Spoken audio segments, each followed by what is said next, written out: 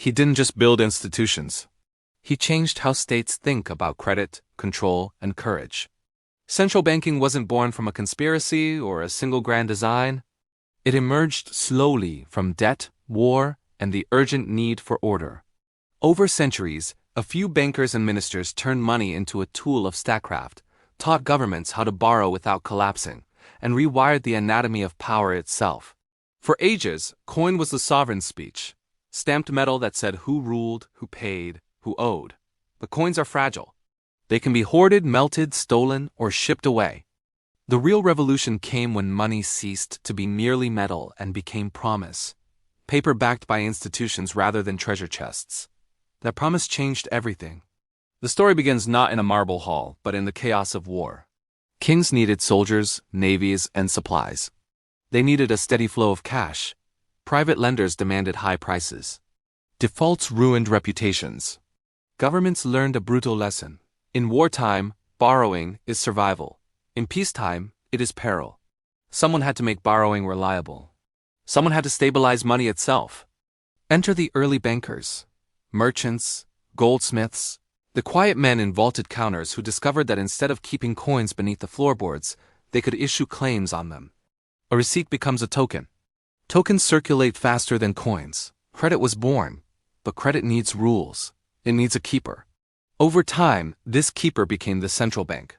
The Bank of England, born in crisis in 1694, was not an abstract idea. It was a practical answer. Lend the king money in return for permanent credit, stabilize the currency, and manage the public debt so states could wage war without immediate ruin. That compact reshaped sovereignty. Governments no longer ruled by scarcity. They governed by leverage. Leverage is dangerous. It amplifies power and risk. With a central bank, a state could borrow cheaply, finance navies, and build empires. But it also learned to postpone costs, to stretch obligations forward like elastic until someone, an enemy, a market panic, or greed, snapped it taut. Central banking made governments bolder, and sometimes reckless. Central bankers sell confidence. They are the surgeons who stitch belief into the torn fabric of a frightened economy. Their tools are obscure. Discount windows, open market operations, reserve ratios, and the authoritative phrase, "We will act." Those words, when voiced by a central bank, can be as effective as an army. They can unfreeze markets, lift asset prices, and turn panic into patience. But central banks also shifted the moral responsibility of money. If sovereigns can borrow to stabilize, whose interest comes first? The people's or power's? The line between stabilizing the economy and sustaining political projects grew thin. Credit can serve the public good, roads, schools, hospitals, or it can feed patronage, corruption, and conquest. Consider the 19th century. Industrial revolutions required capital, vast sums for railroads, factories, and ports. Central banks and their allies created systems to mobilize savings into productive investment. At their best, credit systems translated household thrift into national growth. At their worst, they financed speculation, boom-bust cycles, and financial panics that tormented ordinary lives. The discipline that once restrained fiscal improvisation came from many places. The gold standard, a culture of credibility, and the fear of losing access to lenders. When governments borrowed beyond their reputation, lenders demanded higher returns or refused credit altogether. Markets punished profligacy with bankruptcies and revolutions. That punishment disciplined policy until politics learned to mask it. During crises, central banks often played the role of savior. They became lenders of last resort, a phrase coined to justify emergency liquidity, to say plainly, if the system is at stake, we will provide the fuel. That doctrine saved banks, stopped runs, and kept commerce moving. But it also created moral hazard. If banks and governments expect rescue, they may take greater risks. The 20th century tested central banking like no other era. World wars, the Great Depression, and shifting ideologies demanded new answers. Central banks swapped gold for mandates. Price stability became a mission alongside employment and growth. The institution that once sought to preserve specie became a manager of macroeconomic sentiment. Yet every expansion of remit brought political pressure. When unemployment rose, politicians demanded jobs. When inflation accelerated, voters felt the pinch. Central bankers promised impartiality. But their institutions operate inside politics. They balance equations, yes, but also reputations and expectations. A misstep can unravel trust faster than a failed budget. The post-war era saw central banking ascend to near mythical status. Governments coordinated policies, rebuilt shattered economies, and expanded welfare alongside managed currencies. In the cold calculus of Reconstruction, credit was not merely money, it was peace. Marshall Plans, Reconstruction loans, and coordinated currencies rebuilt continents and stabilized alliances. But the latter decades revealed contradictions. With new tools came new distortions. Easy credit inflated asset bubbles. Low rates enriched asset owners more than workers. When crises arrived, central banks used untasted instruments, quantitative easing, unconventional purchases, and near-zero rates. These measures held the system together, yet also redistributed wealth toward those closest to financial markets. The 2008 crisis was a crucible. Central banks became the fulcrum, deploying unprecedented expediency to prevent collapse. They chopped interest rates to the floor and reached for balance sheets the size of small nations. Markets breathed. Banks survived. But when the dust settled, political backlash brewed. Citizens watched their neighbors lose jobs while markets rallied. The legitimacy of central banking, once implicit, faced a new test. Then came a global pandemic, and central banks again became the stabilizing pulse. They moved swiftly, bridging incomes and markets, supporting credit flow as governments spent to preserve lives and livelihoods. The response was decisive and instructive. Money can be commanded faster than politicians once believed. But speed has cost. Inflation, supply disruption, and inequality surfaced as side effects. Now, in a world of digital currencies and instantaneous capital flows, central banks confront fresh dilemmas. Technology enables new money forms, challengers to the old monopoly. Cryptocurrencies promise decentralization. Private payment systems promise efficiency. Central banks respond by exploring digital currency, regulatory frameworks, and new roles: guardian, competitor, and architect. The question at the heart of this story is not just technical. Who controls the ability to create money? Whoever does holds power. They can smooth recessions, underwrite wars, or steer economies toward equitable growth. They can also entrench privilege, finance folly, and obscure responsibility behind complex operations. History shows patterns. Institutions evolve to meet needs, but they also carry human impulses: fear, hope, ambition. Central banking solved a problem, stabilizing money, but it also created dependencies. Nations learned to expect rescue. Politics learned to lean on credit to placate constituencies. The more credit was used to solve problems, the harder it became to wean politics from its influence. And yet the institution's defenders have a point. Without central banks, modern finance would be barbaric. Commerce would be fragile. Economies would be prone to destructive panics. The ability to act, to signal, and to supply liquidity prevented many catastrophes. The trick, critics argue, is to design systems that harness the stabilizing virtues while minimizing the moral hazards. This duality is the modern paradox of money. Central banking is both a shield and a scalpel, a balm and a blade. It can mend broken markets but also enable dangerous excess. To govern credit wisely requires humility, rules, and a civic culture that refuses to let short-term political gain trump long-term stability. We live with this legacy.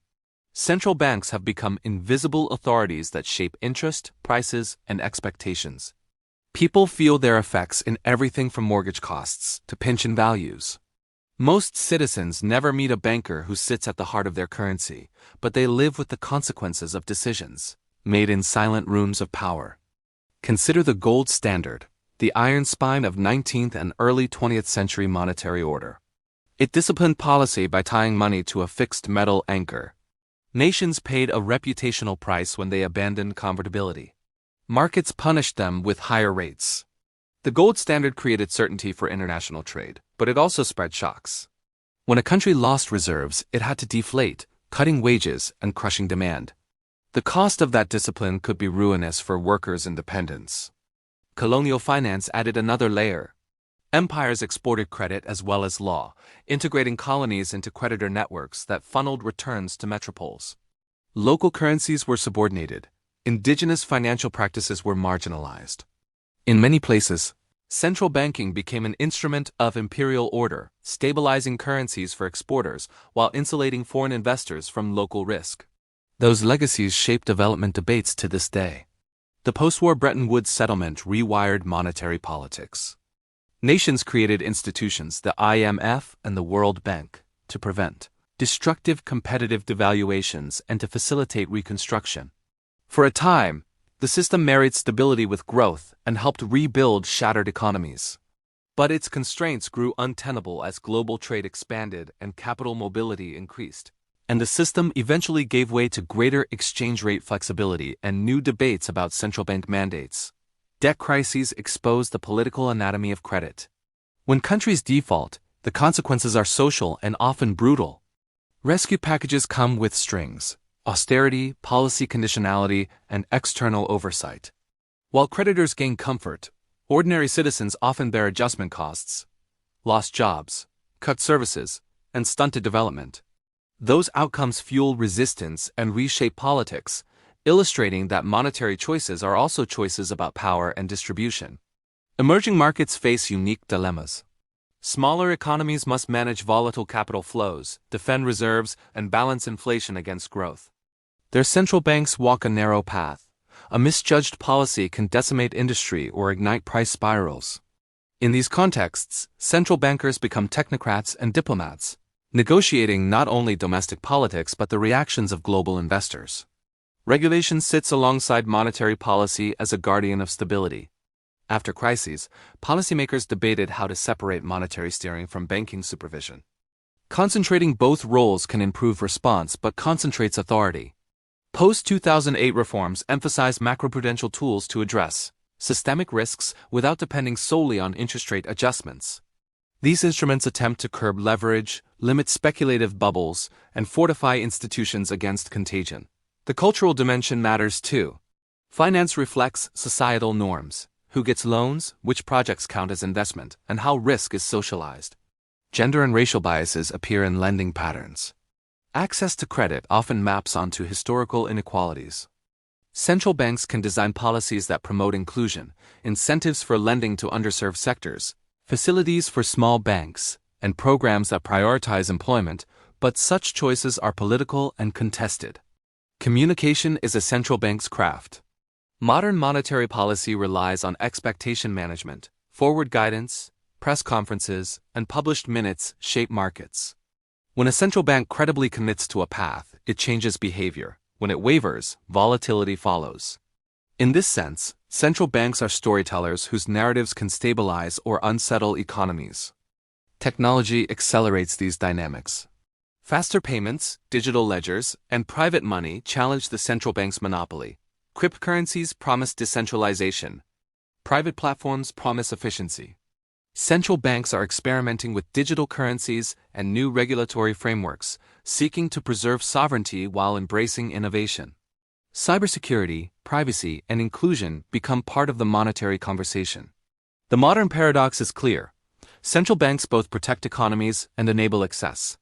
They are lifelines in crashes and, at times, enablers of inequality.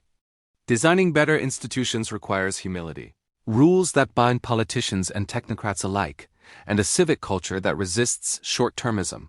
The stewardship of money is not merely technical. It is a moral and political responsibility. So we end where we began, with control.